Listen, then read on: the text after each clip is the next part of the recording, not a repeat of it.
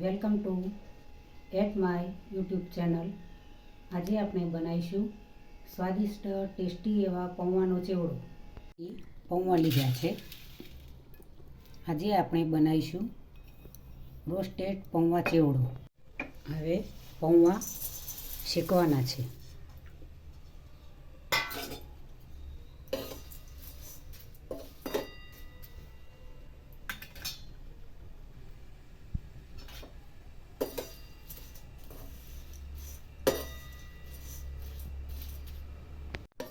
પૌવાને આ રીતે શેકવાના છે। તમે શેકીને પણ બનાવી શકો છો, પૌવા તળીને પણ બનાવી શકો। ગયા છે। હવે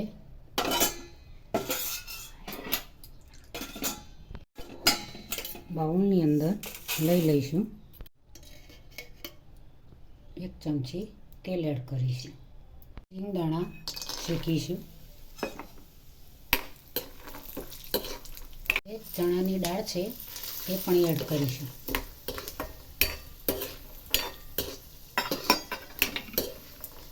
એ ધીમા ગેસ પર શેકતા જવાનું છે। મરચાં એડ કરીશું।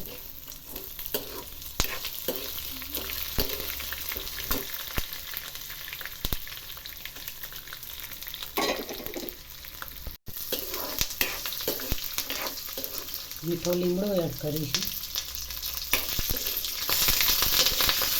1 ચમચી જીરું એડ કરીશું।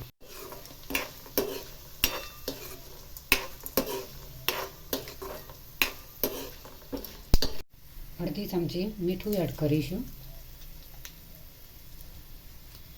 અડધીથી ઓછી હળદર એડ કરીશું।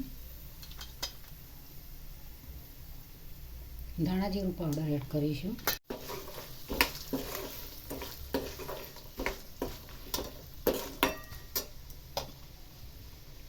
ડ્રાયફ્રૂટ એડ કરીશું।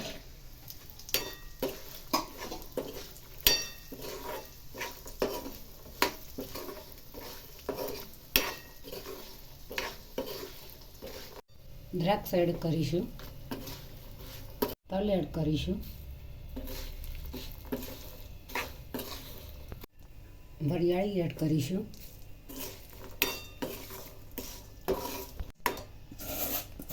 શેકેલા પૌવા એડ કરીશું।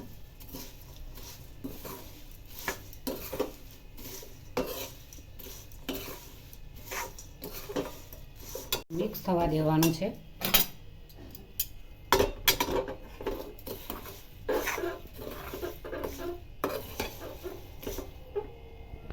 એક ચમચી દળેલી ખોળ એડ કરીશું। મીઠો ચેવડો બનાવવાનો છે।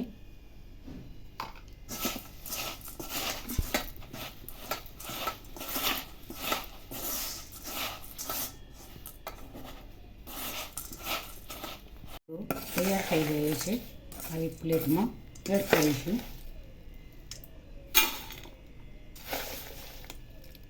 સ્વાદિષ્ટ ટેસ્ટી એવો ચેવડો તૈયાર થઈ ગયો છે।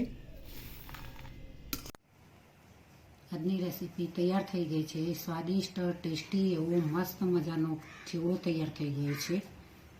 તમે આ રીતે શેકીને પણ બનાવો, ઘરે સરસ બજાર જેવો ચેવડો તમે ઘરે બનાવી શકો। સ્વાદિષ્ટ એવો ચેવડો મસ્ત ખાવાનો ખૂબ જ મજા આવે। તેને તમે ચા સાથે પણ ખાઈ શકો। જ્યારે પણ ભૂખ લાગે ત્યારે તમે નાસ્તા તરીકે પણ ચેવડાનો ઉપયોગ કરી શકો છો મિત્રો। ગમે વાર તહેવારે, દિવાળી જેવા તહેવાર પર, જન્માષ્ટમી જેવા તહેવાર પર પણ આ રીતે સ્વાદિષ્ટ એવો ટેસ્ટી ચેવડો તમે ઘરે બનાવી શકો છો મિત્રો। તો આજની રેસીપી મિત્રો તમને કેવી લાગી?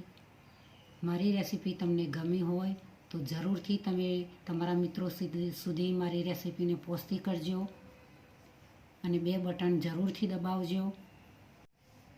મારી રેસીપીને તમે વધારે ને વધારે તમારા મિત્રો સુધી પહોંચતી કરજો। જરૂરથી 2 બટન તમે દબાવજો તો મને ખૂબ આનંદ થશે। મારી ચેનલને સબસ્ક્રાઈબ કરો જેથી કરીને હું નવી રેસીપી સાથે તમને મોકલતી રહું। અને મારા વિડીયોને લાઈક કરો, શેર કરો, મને તો કોમેન્ટ કરજો। બાય.